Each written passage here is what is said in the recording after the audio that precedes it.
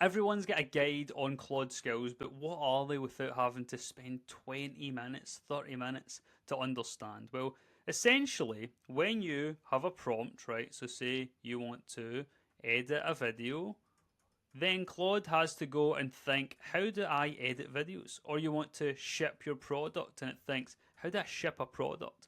Well, using skills, you can have skills where you have an editor skill, you have a ship skill, and what it does is whenever your context has this, it will then go and use the skill. So this will be an entire file which will teach your Claude or tell it how to ship.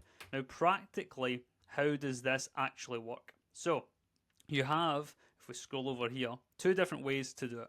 So the first one here is locally. So if we check up in the top right, you can see that we have skills folder, and then I have some folders inside. And each folder name is the name of a skill, and then it has a skill.md file. Now, key point at the top, you need this name and description. Because what happens is every time your Claude code runs, it stores this name and description into the context, because then it can understand, right, if I'm doing any of this kind of thing, I can come and use this entire file, then it will go and find it. So you can have it here, this is just local to this specific directory, or you can actually store it in your .claude, so this is your Claude code global file, so all of your skills are here.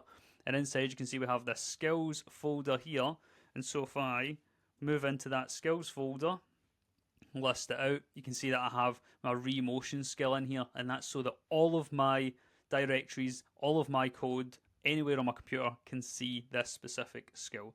So literally just think about it like, if you know Google Gems or custom GPT projects, it's like that, but instead of you having to go and use one, you're letting Claude go and figure out which one to use because it has the name and description, kind of like MCP servers.